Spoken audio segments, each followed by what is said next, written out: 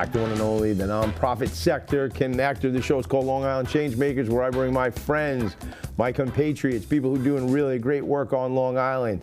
Sometimes they're nonprofit folks, sometimes they're for-profit folks, sometimes it's both, man. And that's kind of one of those commercials, one of those shows, one of those opportunities. I don't know why I said commercial. It's one of those shows we have today.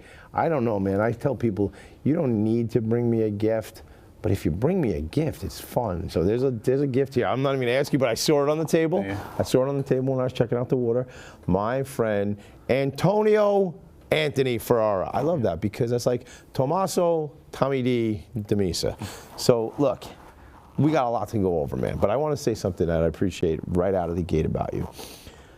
When you reached out to me on YouTube, which is like just another method of communication that I needed. I didn't have enough different ways to communicate with people, so it was good that you reached out to me.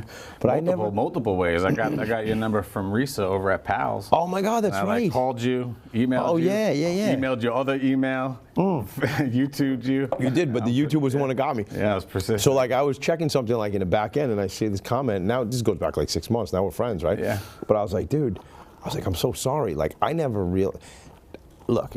Candidly, I don't get a lot of people commenting on my videos, so it was a kind of foreign thing. I didn't even know to look. And but then I called you one day. I was like, dude, I'm so sorry. Let's talk. This whole thing, and then we just have this cool relationship now. You're doing such cool stuff. I complimented you on the shirt. Yeah. I love that shirt. Apparently, I'm getting a shirt too. I'll just put it over here just so it's me. You give it to me later. But I just. You know how important the community is to me when I say the nonprofit sector, but the community of organizations that serve people with intellectual developmental disabilities and/or neurodivergent. Really, there's a lot of reasons why it's so important to me. But when we did finally meet, over the phone, I was like, you told me that Saturday I'm having this thing, and I did the best to get there. Shout out to Farmingdale. I missed the entire thing. However, I got to see you. And talk and chat it up and stuff like that. And we've now had so many cool meetings. I mean, just this morning I was bringing you up on my show, the other show on Philanthropy and Focus, because this Omnium Circus that's coming to town, it's going to be in Queens in a couple weeks. It's a fully accessible circus with accessible and all about inclusion. I think 30 or 40% of the performers have different abilities, so it's nice. A trip, man. So it's going to be really cool. So look, I want you to take me back. I always kind of set you up for this whole aviation brat kind of story, but you get to Aviators for Autism, which is the nonprofit, which is how we first connected. So give me a little bit of your backstory so folks know what we're dealing with, and then we'll get into the nonprofit. Yeah, well, I mean, it's usually the line I use, right? Aviation brat. Oh, I totally ripped it off from you. Yeah. And I mean, I just grew up, my father was an American Airlines pilot, still is. A&P mechanic, so I just grew up around it, right? Non-rev. What's A&P? Airframe and power plant. Okay. So he can work on aircraft. He's also an IA, which is inspection authorization. So he can do inspections. That's what he does. He loves aviation. So he does inspections at 3 years old. My parents were like, okay, go back up to New York and visit the family. Send me on the What American do you mean? Airlines. No kidding? With the little necklace. It's like, hey, wow. a company minor. That's wow. So my cousin Vinny, yes, like the movie, but my cousin Vinny, I remember did that when we were 12 or 13 years old, but you were 3? Yeah, it was probably 4, maybe 5. So what does that mean?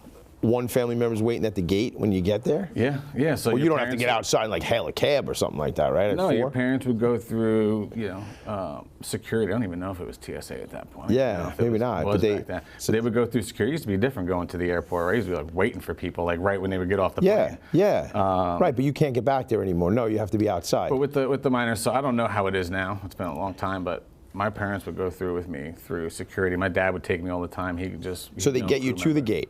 Yeah, they bring you there, and then I would always have a parent because it was non-rev anyway, so I didn't have a guaranteed ticket. Oh, okay. Yeah, it's standby. Yeah. So I wonder how that is now too, because like you're saying, because they would take you back there and because you're kind of waiting, you're in limbo if you're going to get out or not. Yeah. But I mean, if you're small enough, they could probably just find a small spot for you anyway. Yeah. Yeah, I don't know what it would be like today. The last time I non-rev off my dad's benefits was years ago. It's just too much, especially with kids like my son, my neurodiverse son or something, to go and sit at the airport for like 4 or 5 hours getting bumped off flights. Ugh. Yeah, rather just buy my ticket, show Yeah, up when I need to. yeah. And go. I mean, you can still get bumped then, even Yeah. when you have a ticket, Yeah, right? And that's happened before too. And I'll They never oversell. I'll never understand that. I don't understand that. How do you, like, if I'm going to the movie theater and you have 100 seats, like, how do you sell 107 seats? Like, it doesn't make sense to me. But I've found that airlines do that all the time. Airlines, hotels, everywhere does it. Yeah. Why? Oversell What's because people don't show up, people cancel.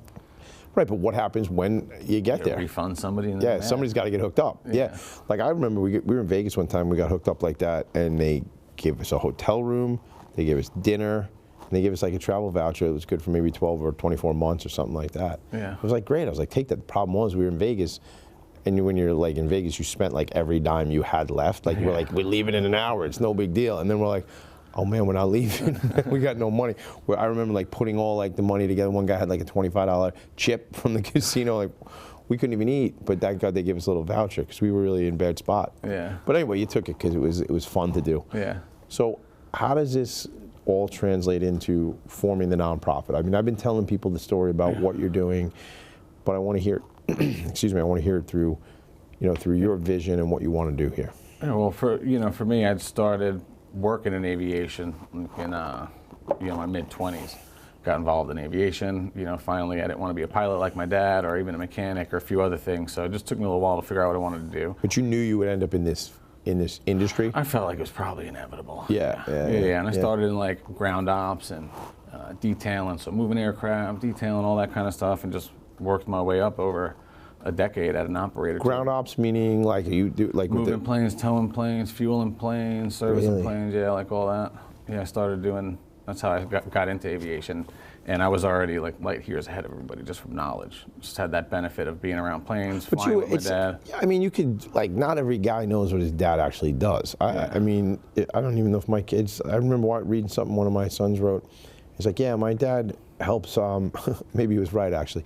My dad helps nonprofits with people with different needs, special needs. And I go, but that's not what I do. But it is what I do. It's not how I pay my mortgage, but it was kind of funny that that's what he saw. Like, he had no concept that I sell employee benefits and health insurance, which is kind of less exciting than what I actually do in the world, So in my mid-20s, you kind of knew though. You always were connected. You paid attention. You read stuff. You learned about. Yeah, all that. Like reading my dad's flight books. But like in my early 20s, if you were like, what are you going to be doing at 40? Like, nonprofit was definitely not in it.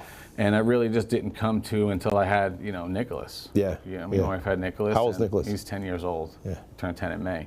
And he's a non-speaker. He's got an apraxia diagnosis, so he's on the spectrum. That's just the names and all the stuff we have in common. It's just another thing there, man. I know. Brother, right? Yeah. Brother Dustin. Right, my brother, God rest his soul. So it really just came from, like, I always say, a place of gratitude, right? Like my son, we've traveled everywhere. Nick's been to Jamaica twice. We go to Florida multiple times a year because we have the place there. And we just went to Dallas earlier in the year for my father's 60th, so I don't have those issues, but when you but other family, let's just pull that back because I know what you're saying. You don't have those. You don't have those issues, meaning with travel. He's gotten comfortable enough to be traveling. Other families who have a child with similar needs or similar obstacles, they don't have that ability. 87. What is it? The international whatever of continued credentials and education. They have they do autism certifications, and they did a study. 87% of families with a loved one on the spectrum don't plan vacations. They don't plan vacations, period. Not even just air travel. Not even air travel, just vacations. So, and some of those people may have to travel for medical, right? So that's why it's a skewed number, but that doesn't matter. That's tens of millions of people. I don't care what you say. Right. Yeah. Of people. Right. So you see that as an area of opportunity to help these families out, yeah? Yeah, just one of the areas, and that's when it started because I was in the airport, and you become a little less judgmental, a little bit more patient. When you're at the cash register and you don't have like somebody with special needs, you just, I gotta go. What are we doing? Or right. Now I'm a lot more aware, a lot less judgmental, a lot more patient. I think that's just, it's your own paradigm, right? All of us, no judgment on you, it's all of us. If I don't actually experience this, it doesn't mean anything to me. But then, because everybody, I don't care how old they are, they're all caught up in their own needs. It's like, I need this thing, I need to move, I need this line to move faster. Well, maybe there's some love and compassion for somebody in front of you who's dealing with something different, But then when it's your world and you're living that experience, then you go, oh man, that's what it is. So it started with the travel, and it's really us parents, right? The kids, they have their demands and their sensory needs, but it's like if the parents don't have the tools and the confidence and the resources they'll never take the trip. But it started with that. I've spent, almost 15 years in aviation. So I've dealt in a management level for like 8 of those, hiring, firing, having to deal with trends and procedures and, all the things that come along with that. And aviation's always had a workforce issue. So that's where I really started trying to target how we build programs. Always, go years ago, even when Always. unemployment was, when they're just, it's not like. It's specialized training. It takes just to be pilots and mechanics, it's specialized training. Then to all the other infrastructures, people don't go to college typically, and then they're like, okay, I'm going to go to an airline in accounting. They kind of end up there, right? Because they're looking for jobs. Oh, JetBlue's hiring in the accounting field. Right. Then they end up there. Right. Okay. Engineers, they might not. Engineers probably know what they want to do, and they're going to school for engineering, and they want to build wings or rockets, right? Okay. But I feel like a lot of people don't realize that there's dozens and dozens of jobs, from the ground stuff to clerical stuff, insurance, compliance, sales, development. Yeah. So, but it's a constant, and I've been screaming about it, and there was just an article, I sent it to you. Yeah, you did. I know you did. Aviation Insider magazine, 1.5 million jobs in the next 10 years. So 80% of individuals on the spectrum with a college degree or a high school degree are unemployed or underemployed. So how do you take these two things and make them cross paths, right? Yeah. So, I think that's going to be the big thing. There's so many organizations assisting with travel, and we're going to continue to help with that. But I think for the long term, for the community, finding ways to have meaningful, purposeful, careers and employment is important. Yeah, right? Yeah, it is, and we're getting into that a little bit today too, about what your vision for the employment. But I do want to say congratulations, because I know you just recently got acknowledged and you're receiving an award. So congrats. Tell me about that. Yeah, so that's pretty cool. I'm it's pretty surreal. We're going to Vegas next week, because that's where the NBAA base convention is. So NBAA is National Business Aviation Association, and I think 5 years ago they started it. They're top 40 under 40. So you have to be nominated, so somebody nominates you, and then there's a council of other professionals that, basically select 40 people to give that award to. Yeah, so that's pretty amazing. A lot of cool and amazing people that I get to share the stage with from all different areas of aviation. Is this a recognition for the work with the nonprofit? Predominantly the nonprofit, yeah. Yeah, okay. Yeah. That's great, man. So I do have obviously my aviation business as well, but a lot of this recognition came from a lot of the work that I do as a service to others mainly. So that's going to be great too, man. Talk about from the nonprofit perspective, you're going to be on stage with all these folks, but me, nonprofit sector connector, it's all about networking to me. It's all about relationship building. I mean, what a great opportunity. You're out there schmoozing, making connects, and the whole thing out in Vegas next week. Yeah.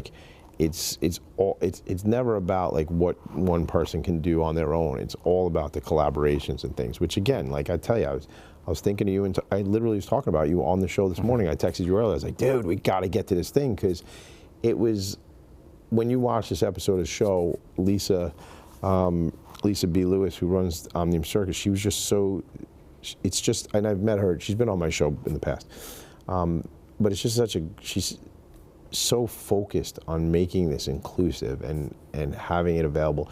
And she says, accessibility helps everyone, not just an individual with special needs, with different abilities. No, it helps everyone, and it's really important. So that type of work that you're doing, that focus, I'm so happy to know you, certainly, and I'm so happy to be connected to you. But it's all about the collaboration. So that's why I say about the show this morning, I want you at the circus with me that day. I want Nicholas, I want your other boy at the circus that day, because it would be, first of all, it's all about the connection, but it's about the experience. It's about the day, right? It's going to be like, it's going to be a lot of fun. And to me, it's like, that's what I got. That's the whole thing.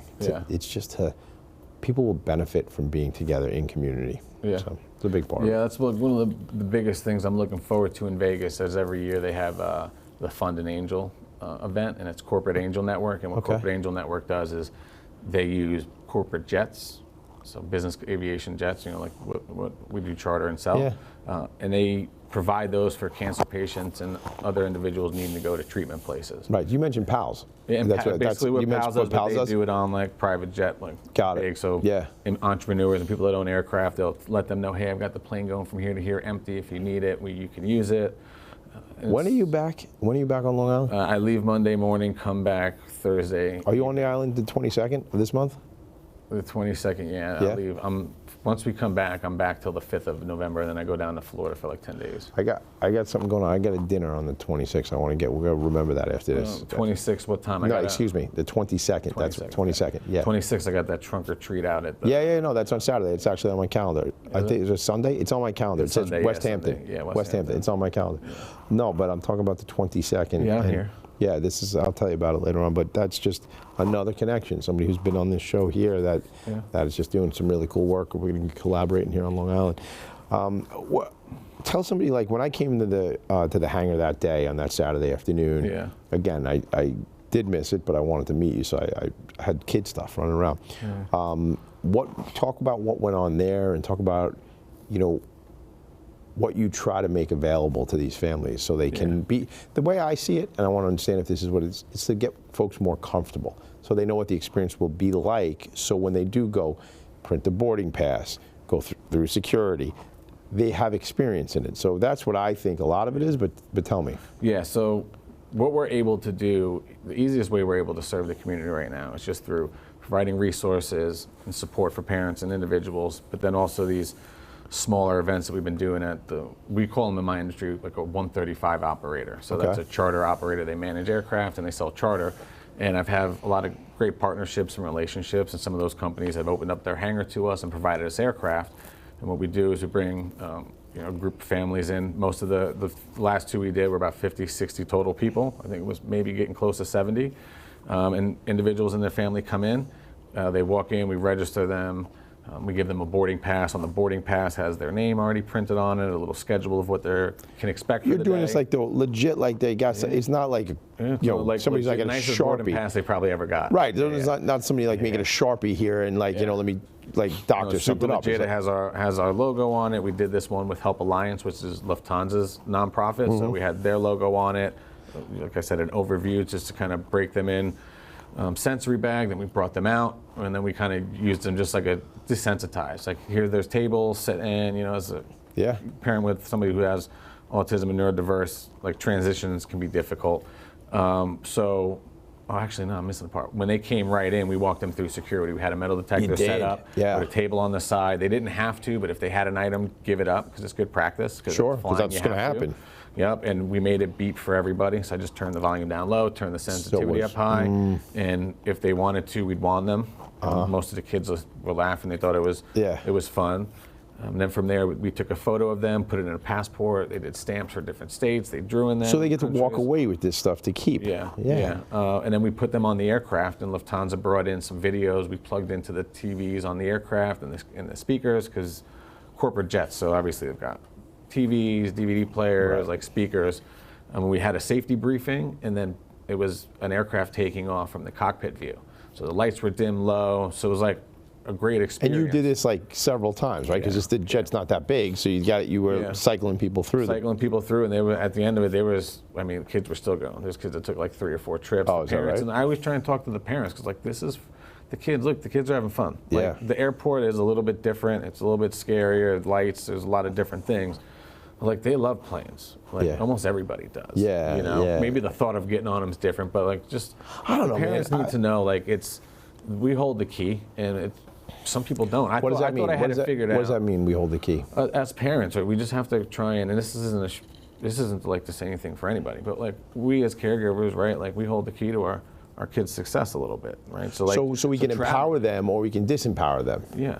And my goal is to like really empower the parents. I want them to feel confident and comfortable, whatever we have to do to get you there. Like, if Aviators for Autism needs to help find maybe a therapist that'll take a flight with you, so that you have somebody with you that'll travel, want to be there, right? Whatever it is. I'm like you. I've got a lot of resources and networks. I know. So it's like, whatever we can do to plug in and support a family, we're going to do that. I love that. Hopefully it gets bigger. We're trying to grow that relationship with Lufthansa and some of these different carriers, so we can maybe do it at scale. Like Delta does the trip to the North Pole, or it's cool to fly American. They're doing flights where families come in, they get on a 737, they taxi it to another terminal, and then they get off. Yeah, it's been going on for like a couple of years, but it's like, We got to grow that. We got to get more sensory rooms. There's only like 10, 15 cents. I think it's like 15 sensory rooms in the U.S. at like major airports. So what exactly? Let's drop that knowledge. And first of all, we got to get the AABR. I don't know if you know this organization, but our family foundation just funded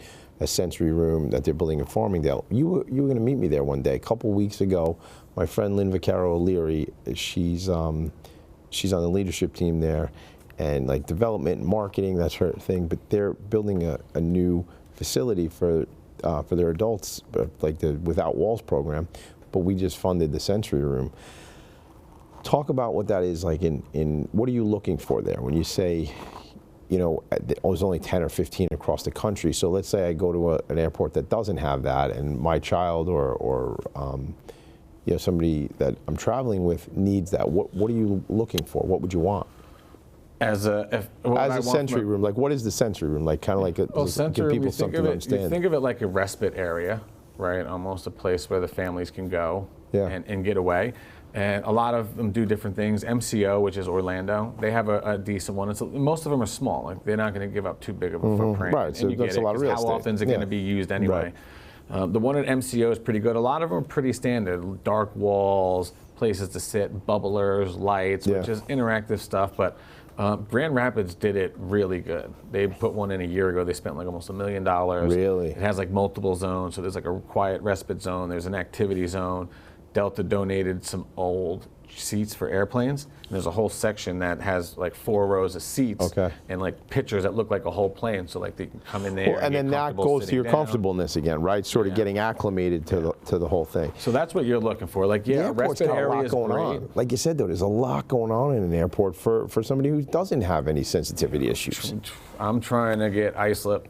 You have no idea. I probably have my contact at islip at MacArthur Airport once a week. Like, we got to do something. We got to go. We got to go. Do you see, like, when you're over there, do you see space over there, like where they could do it? Yeah, I already know where the spot is. If you go to islip, and it's the mother room, they call it like the mother room. As soon as you go up the escalator, it's always empty. The door's always wide open. It's probably like a 9x15 or something. Okay. It's a good starting place. Yeah.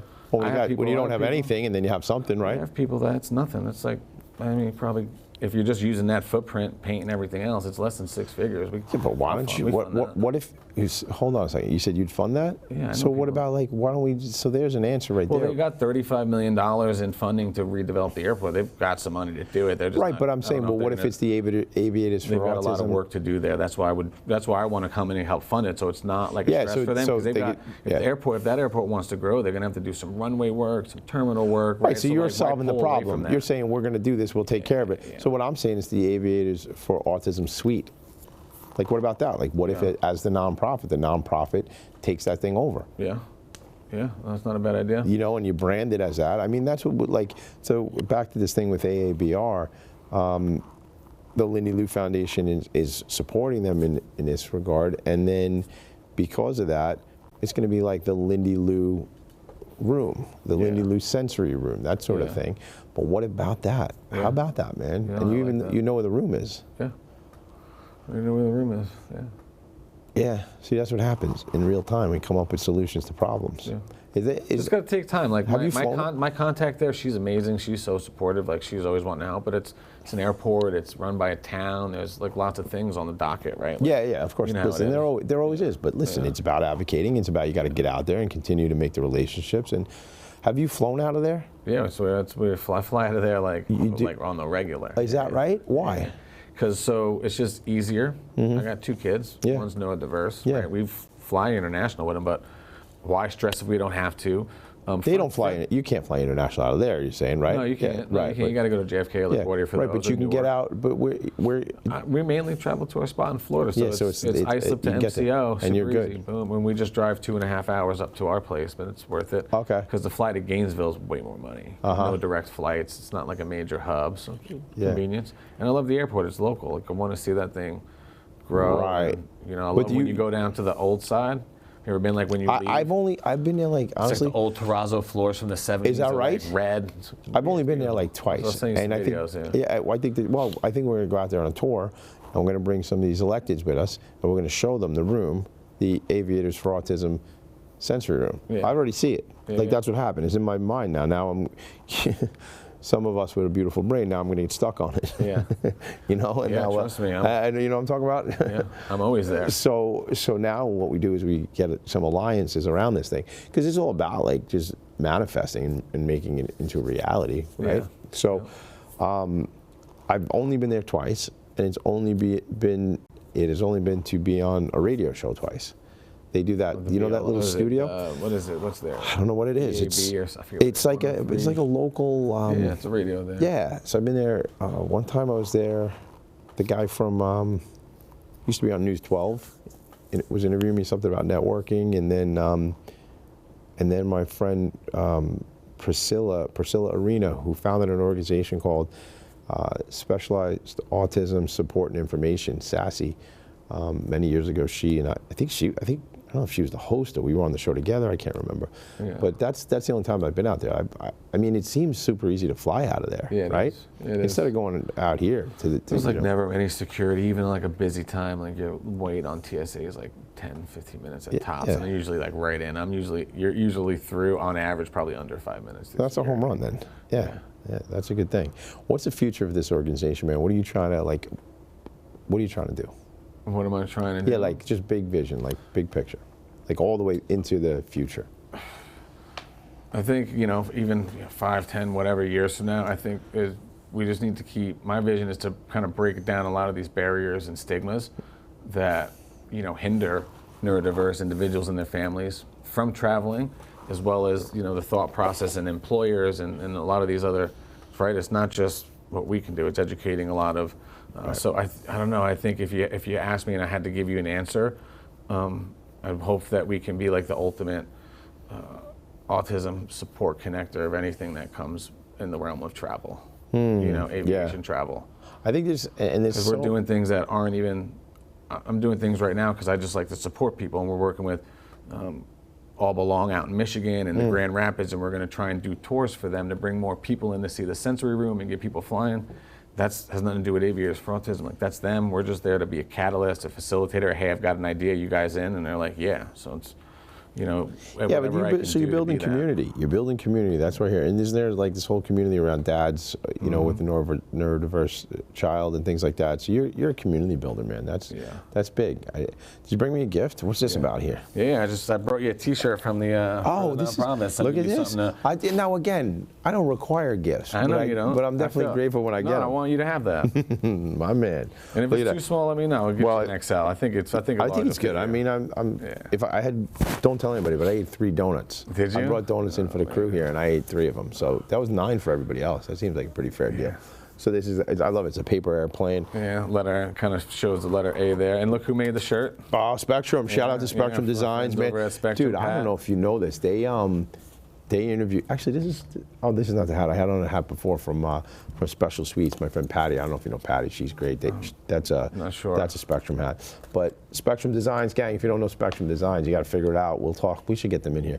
But I think I'm actually my local school reached out to me, William Floyd, my district. She's like, hey, we're looking for local organizations to come in for like a community vendor thing for the parents and provide resources. She didn't know I was from Floyd, so I told her. And they just were making the flyer, and Spectrum Designs is on there, so they're great. Come in there and I'll tell you, they interviewed me. What's that? Patrick's great, man. Oh, he's great. I've had Patrick on Philanthropy in Focus. He's great. Nicholas Center, great. I think you want to meet those folks. I think you told me that. We got to do that. And then the thing I was going to say was, these 4 individuals who were in the program at the Nicholas Center interviewed me on Agents of Humanity. You got to get on that show. This is a great show. It's these 4 adults with autism that brought me on the show, and oh my God, I cried like halfway through the show. It was so emotional, so emotional.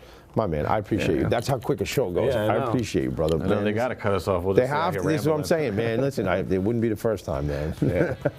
It's like fade to black. Tommy, you're done. Stop talking so much. Look, this show is called, I was going to say it's called Philanthropy in Focus, but it isn't. But it's called Long Island Changemakers. This guy is certainly a Long Island Changemaker. We're going to do a lot of stuff together over the years. I know it for sure. I appreciate you, man. I love what you're doing. And we're going to just do some fun stuff.